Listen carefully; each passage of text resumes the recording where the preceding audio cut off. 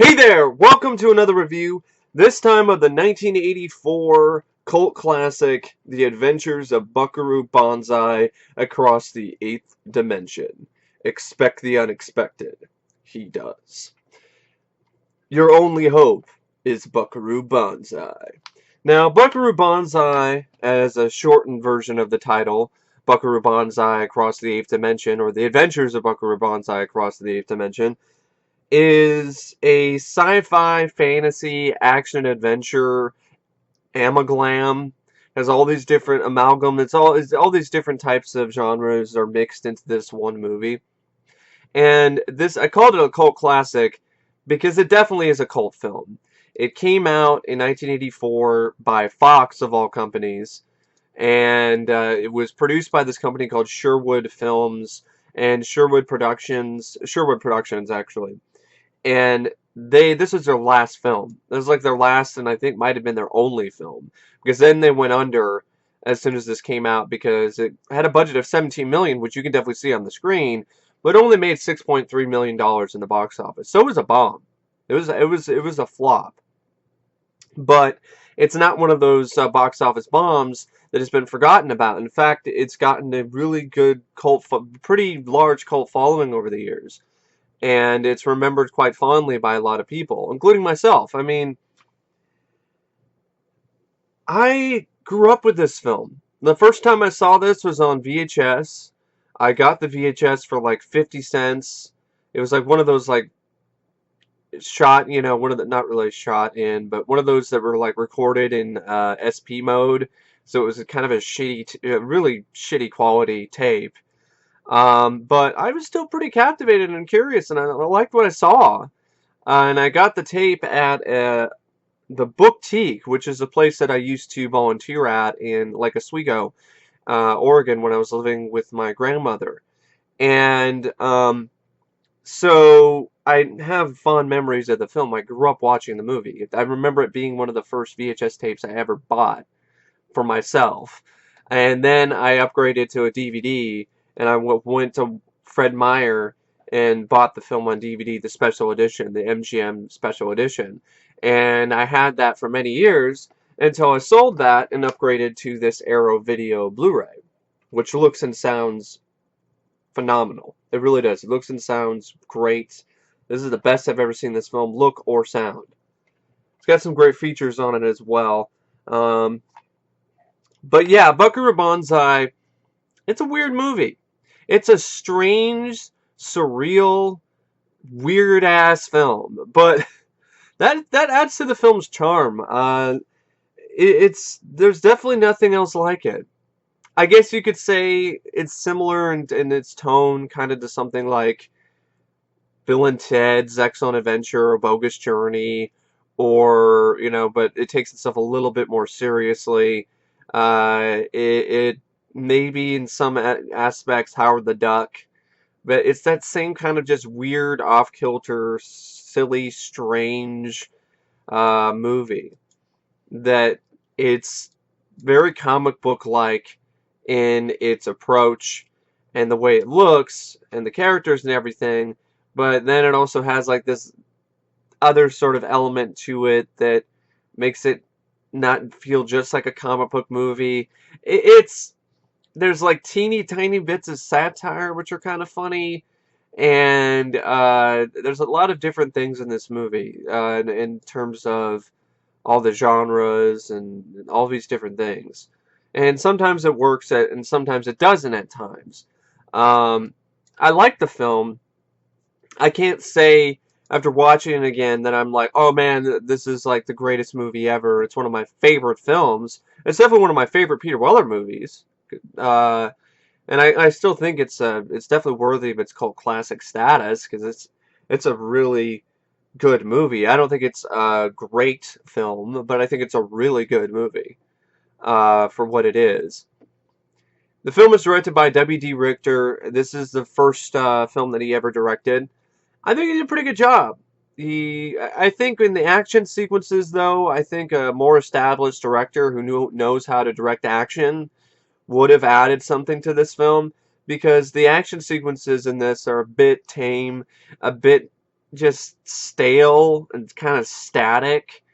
And I think that's because W.D. Richter is not really, he's not used to directing action. So there's some gunplay in this, and there's some, spaceship battles, but none of it is really that spectacular or really that memorable.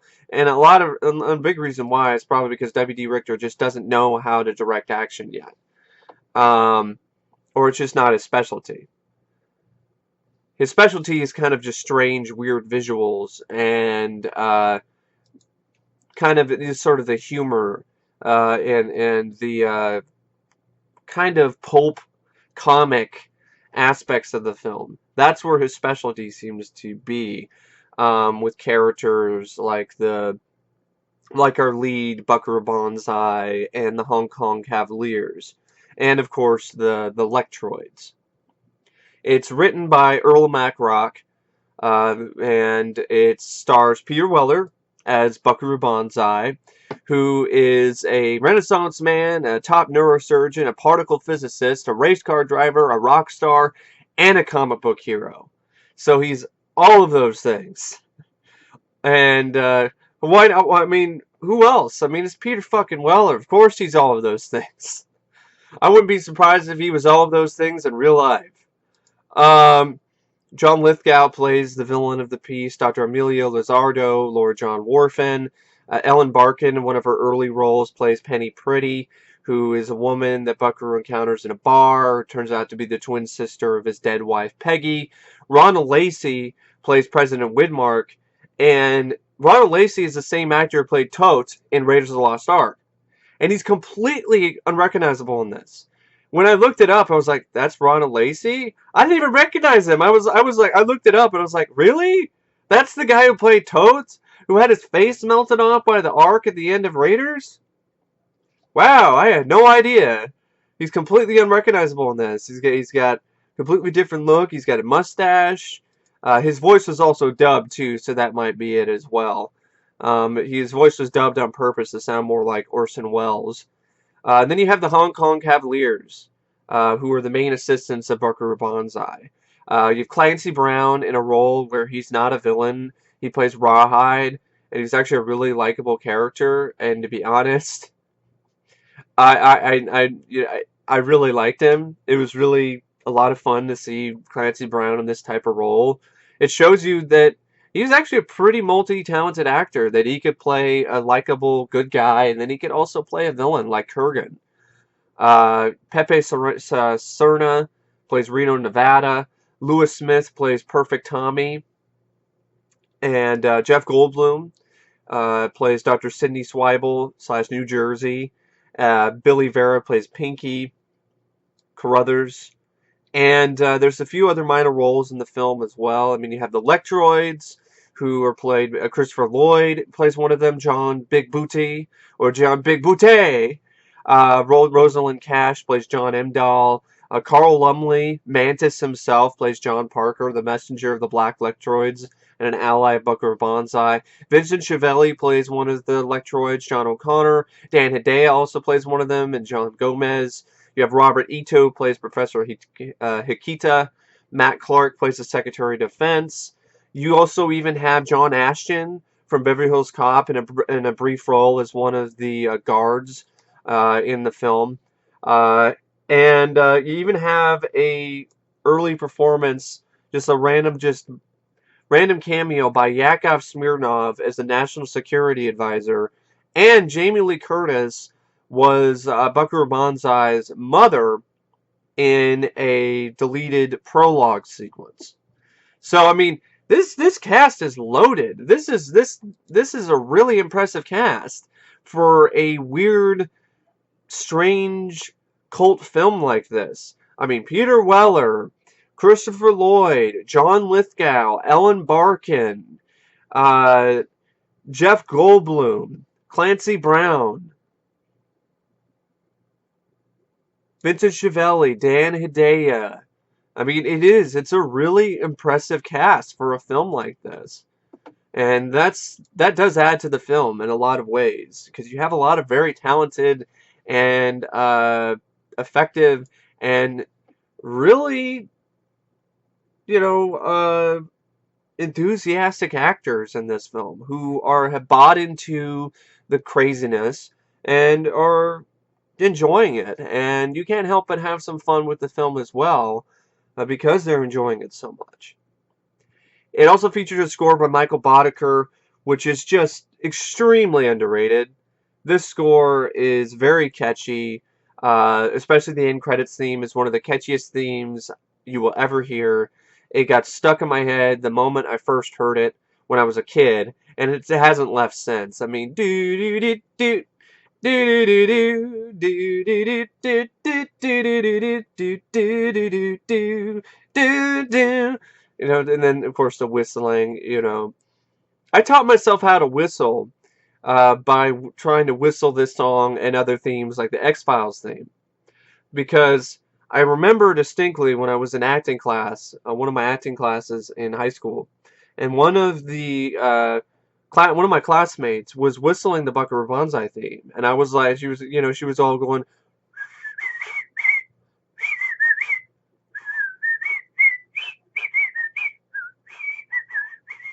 and I was like, Buckaroo Banzai. It's like, yeah, I love that movie. So that was really cool. So there was like a nice little sort of bond there between two fans of Buckaroo Banzai. But yeah, that theme, I love it. I love that theme. Apparently, in that end credits scene when they're all walking on this aqueduct, the they didn't have the score yet for the cast to listen to, so they just blared "Uptown Girl" on speakers on the location. So they were all dancing and jiving to "Uptown Girl" by Billy Joel. Um, it's a good choice. It's a good song. It's definitely a good song to dance to. It also features cinematography by Fred J. Cohenkamp. Now, Jordan Cronenweth is uncredited as a cinematographer because apparently he shot about half the film. He was the original choice to do the cinematography for the film. Cronenweth he had famously shot Blade Runner a few years earlier. The filmmakers specifically wanted their film to be rich in color and texture, which Cronenweth was specifically known for. However, several weeks into filming, producer David Bigelman had Jordan Cronenweth replaced with Fred J. Cohenkamp against the wishes of the crew, including the director, W.D. Richter, in order to give the film its campy, flat visual appearance, which the filmmakers had never originally intended. Scenes shot by Jordan Cronenweth still remain in the final cut, including the famous nightclub scene featuring the line, "Wherever you go, there you are." That's too bad, because that scene reminded me of the type of cinematography I'd see in something like Streets of Fire, which I'm a big fan of. And you can kind of tell.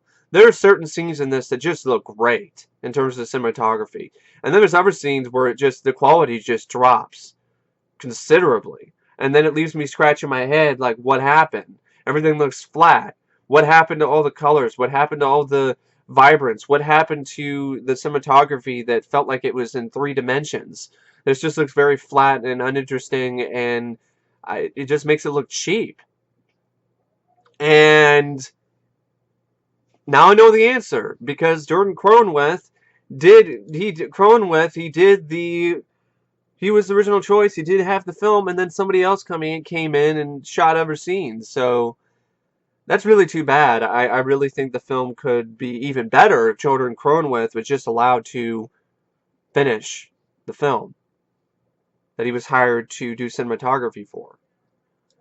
It's edited by George Bowers and Richard Marks, and I think they do a pretty good job with editing-wise. Although I think with certain action sequences, the editing could be better, because then it could have helped it in terms of making those sequences be a little bit more exciting.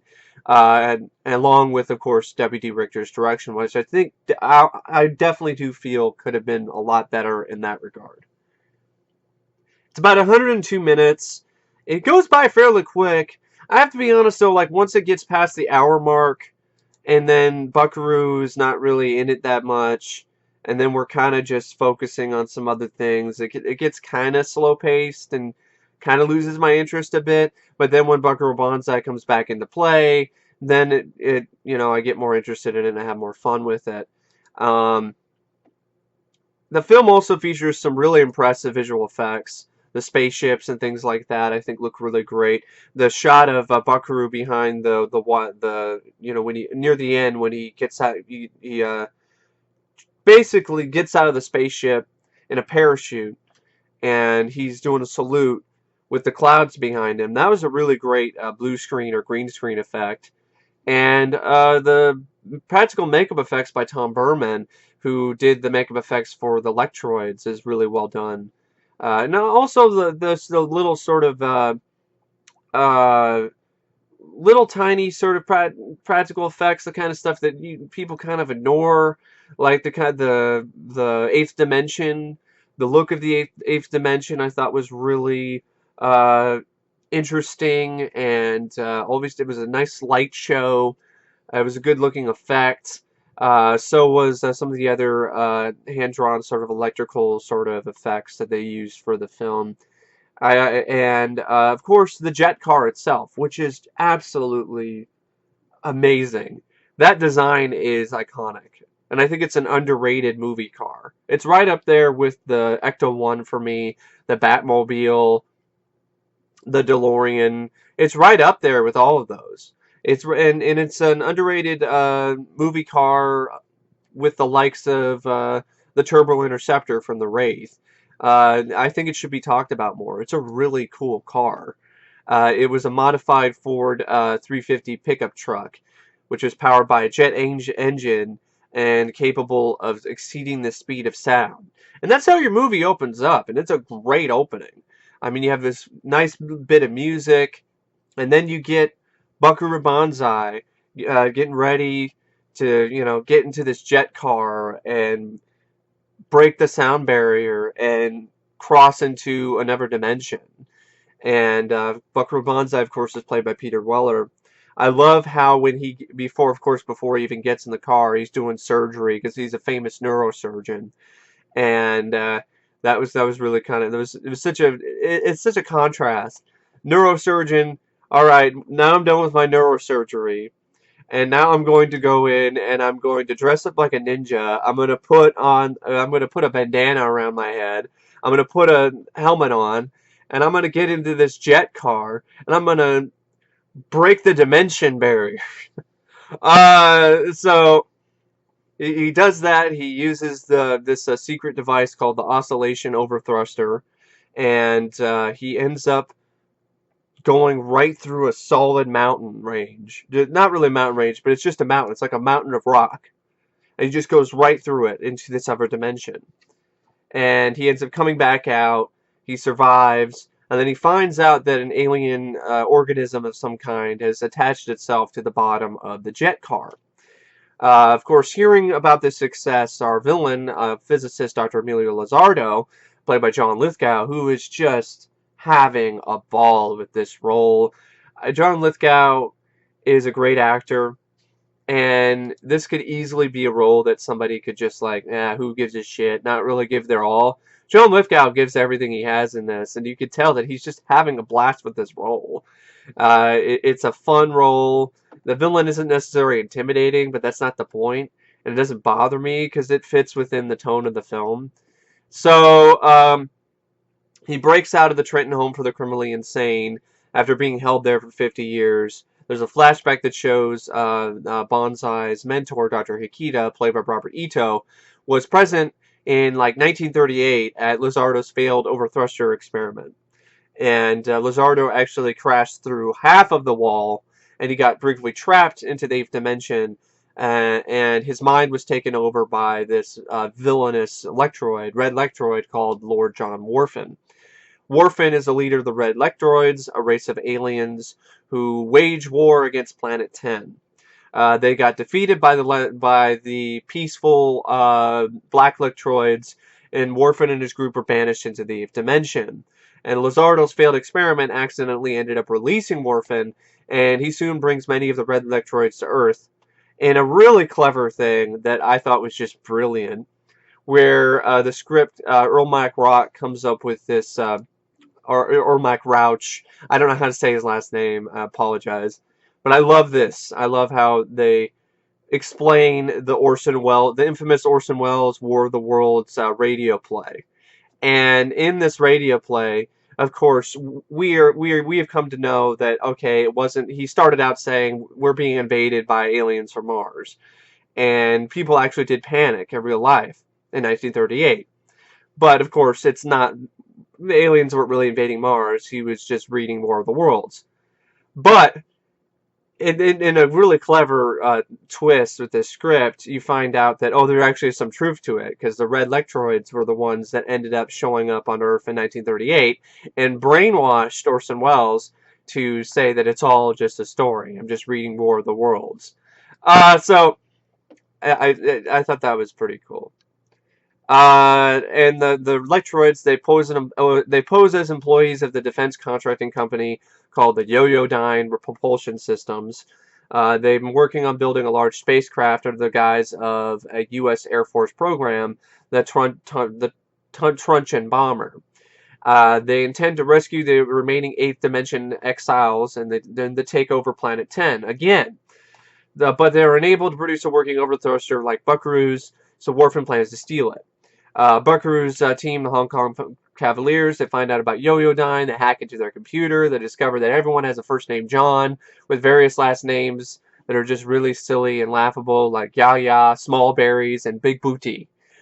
At first they believe it to be a joke, which anybody would, but then they notice that the Yo-Yo-Dyne employees apply for Social Security cards on November 1st, 1938, all in the same town, Grover's Mill, New Jersey. In the meantime, there's a black Lectroid spacecraft orbiting Earth that contacts Banzai, giving him an electric shock that enables him to see through the Lectroid's camouflage. I remember when I first saw this, I was kind of confused about who these Lectroids are. I'm like, okay, are they the villains? Or because when the spaceship first arrived, I thought it was like the red Lectroids and their race are arriving and they're gonna mess up with Earth or something. But really, no, it's the black Lectroids who are the good guys in this case. Um, they they they appear to be like Rastafarian Jamaicans, and red Lectroids appear to be Caucasians. Now, some people might kind of look at that being kind of racist. It's like, why do the black Lectroids have to be Jamaican, black people? But it is what it is. And it didn't really bother me that much. The ship also then sends a thermopod to Earth with a holographic message from the Black Lectroid's leader, John Emdahl, played by Rosalind Cash, explaining Lord Whorfin's motives and giving an ultimatum. Stop Whorfin and his army, or else, because the Black Lectroids will protect themselves by staging a fake nuclear attack on Russia with their electrical weaponry and causing the start of World War III, which is pretty serious. With the help of the Black Lectroid messenger John Parker, Banzai and the Hong Kong Cavaliers, a collection of civilian volunteers named the Blue Blazer Regulars, including a young kid, and who ended up being, I think he was one of Murtaugh's sons in Lethal Weapon 2 and 3. And then there's a young woman named Penny Pretty, played by Ellen Barkin, and the long-lost twin sister of Buckaroo's late wife. Buckaroo succeeds in the mission, he destroys the red Lectroids, he saves Earth, and then the end credits announce an unproduced sequel called Buckaroo Banzai against the World Crime League, which never happened. But then the screenplay kind of was adapted into Big Trouble in Little China, because W.D. Richter also went on to work on the script for that film, which is another cult classic and another great movie. Probably a film I definitely like more than Buckaroo Banzai, but I still enjoy this film. It's got some great production design. It's got a really clever, fun idea. The idea of these aliens from a different dimension who come to Earth, and we can't see them, but they can see us. The whole sort of thing where you have these benevolent Lectroids who are trying to stop these other evil Lectroids, and they're basically giving the Earth an ultimatum. It's like, hey, you help us, you stop this bad guy, or sadly we're gonna have to wipe you out. Which really raises the stakes and makes things, even more suspenseful in a lot of ways. The film, there's a bunch of other probably trivia that I could mention and things like that, but I kind of just want to leave that for people who are interested in the film. People who are interested in the film, want to know about stuff about the movie, go watch a documentary on the making of the movie. I'll put some trivia in the description down below, but I don't want to spend too much time doing that kind of thing. I just, just want to talk about the movie itself because this is what I liked about it and what I didn't. I mean, that's pretty much what people want to see out of a video like this. Am I right? You don't want to see me read off trivia. But anyway, I'm looking up some stuff because I'm trying to find. I was trying to find there's some quotes that I wanted to mention that I wanted to refresh my memory. One of them that I always remember from the trailer was there's a mission control guy and Buckaroo Banzai is talking to him, and the mission control guy is like, Buckaroo, the White House wants to know if everything is okay with alien spacecraft from Planet 10, or should we just go ahead and destroy Russia? And Buckaroo's like, tell him yes on one and no on two. And mission control is like, which one was yes? Go ahead and destroy Russia, or number two? And there actually isn't an answer to that. The movie doesn't answer that. Buckaroo just goes in, finds Penny. The electricity brings her back to life. He kisses her, closes the blinds. Black Lutroid says a line of dialogue where it's something like I'm trying to remember exactly what it says. It says some kind of like just random line that just doesn't really make that much sense. It's like, oh, big deal. It's just like, well, okay, all right. Well, what? All right, that's just a weird way to end the movie. And then you have the cool scene where they're all dancing and walking, uh, around this aqueduct and this overpass to a really memorable score by the composer, Michael Boddicker, who apparently there was somebody who was working on Bones Howe, who was the sound designer. He worked with Michael Boddicker on the score. So yeah, it was an LA aqueduct they were walking around in. There's another line of dialogue that I liked. And it's not really a line of dialogue. It's like this just little fun sight gag where the president is getting ready to possibly start World War III, and he brings out this envelope and pulls this piece of paper out, and it says, Declaration of War, the short form. So that was a nice little fun, sight gag. So there were some, genuinely chuckle-worthy moments in the movie. I gotta be honest, though, I think it could have been funnier. If it was trying to be funny and campy and fun, it could have been campier and funnier. It just, I mean, if that's what it was going for, I wouldn't really call this a really funny movie. Even something like I was gonna say Buckaroo Banzai again. Even something like Big Trouble in Little China or Flash Gordon is funnier than Buckaroo Banzai, but it's still an enjoyable film. Mainly, you got Peter Weller. The cast is just great. Peter Weller's great as usual. The director apparently casted him because he liked his performance in a film called Shoot the Moon, and Peter was at first kind of reluctant because he was like, I don't know what type of movie this is. Is this campy or is this serious? But eventually Peter went along with it, and I do believe this is one of Peter's favorite roles that he's done. He was interviewed for the Blu-ray. He's been at screenings for the film. I remember reading an article on Starlog where Peter was interviewed, and he was talking about how he felt the film should have been a bigger success in the box office, but it was poorly marketed by Fox. And yeah, and honestly it was. Fox didn't even try to market this film at all. There's like one trailer. They just didn't really try very hard to market the movie. And with a movie like this, it was just a hard sell to begin with. This kind of strange, surreal, bizarre, weird movie, this weird mix of all these different genres.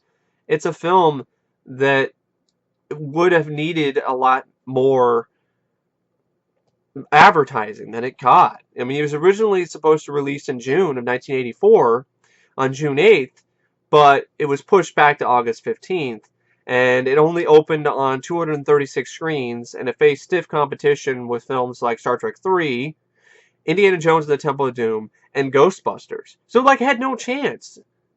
It would have had a better chance if it was released in June, like when it was originally supposed to. I mean, Fox hired Terry Erdman, and a team of publicists, including Blake Mitchell and Jim Ferguson, to promote Buckaroo Banzai at Star Trek conventions with a few film clips and free Banzai headbands, which had become highly sought after by collector's items by fans of the film.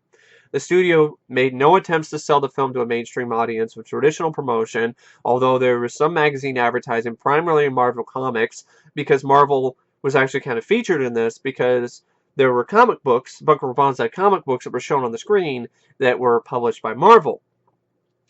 And Marvel actually did end up releasing a comic book adaptation of the film, which I do have. It's just in store. It's just in one of these totes that I have pretty much everywhere around my room. Yeah, so in related licensing, which served as viral advertising in limited venues, studio publicist Rosemary La Salamandra said, "Nobody knew what to do with Buckaroo Banzai. There's no simple way to tell anyone what it was about. I'm not sure anybody knew." And Lithgow said, "I've tried to explain the storyline to people, and it takes about an hour. I mean, it's that complicated, but it's terrific. Every time I tell people about it, I get so excited that I end it by saying, Buckaroo Banzai. Remember where you heard it first." So... Yeah, and the film also ended up doing decently by critics. It came out and it got mixed to positive reviews. It has a 71% Rotten Tomatoes, and it's sort of just a strange, weird cult film. And I like watching the movie in a lot of ways for the visuals and for the characters. I mean, Buckaroo Banzai himself is a larger-than-life character.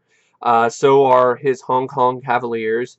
One of my favorite scenes is actually the nightclub scene, where Peter Weller actually sang vocals, and he actually played guitar in that scene, and he mimed piano playing. He didn't actually play the piano in that scene, but he did sing vocals in that. And Peter's not a bad singer. I mean, he did a really good job. As a person with a musical ear, I can tell when somebody is not the best singer in the world. But Peter did a good job, unless they changed some things and post-production made it sound better than it really was. But I don't know. But from what I heard, it sounded good to me. And yeah, I love that sort of 50s aesthetic that was going on in that nightclub. It just gave me flashbacks to Streets of Fire, and as much as I like this film, I definitely got to say I love Streets of Fire just a little bit more than Buckaroo Banzai. But it's that kind of aesthetic and that kind of atmosphere and that mood that just is a lot of fun to me, and I really like that. And the visual style is always welcome to me personally on screen. And you don't see that a lot nowadays, because a lot of times nowadays with visuals and cinematography, we're just do filters and stuff after the fact with a computer and not bother to actually use real lighting in order to create mood and atmosphere on the set and so on. But that's a whole nother story. But yeah, I don't think it should take an hour to explain this plot. It's actually, if at first glance you think it's kind of complicated, but really it's Buckaroo Banzai gets in the jet car, ends up breaking the dimension barrier.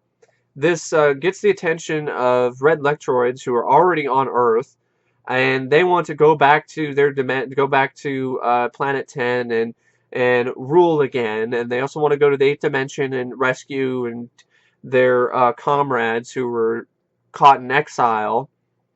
And, well, then there's these good Lectroids, the black Lectroids, who show up and end up pretty much basically threatening to cause World War III unless Buckaroo Banzai and company end up stopping Lord Whorfin and his band of red Lectroids. And that's pretty much the basic gist of the plot. And the plot isn't a problem for me. I actually like it. The characters I enjoy. Apparently, Rawhide, Clancy Brown's character, apparently he isn't dead from what I've read and heard about. He's in suspended animation, which is good. Because I like that character, and I definitely was bummed when he died. The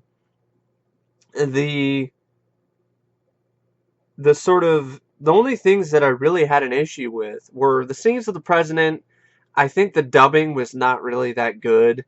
And I don't know, maybe it was just a miscast to have the guy who played Totes to play the president.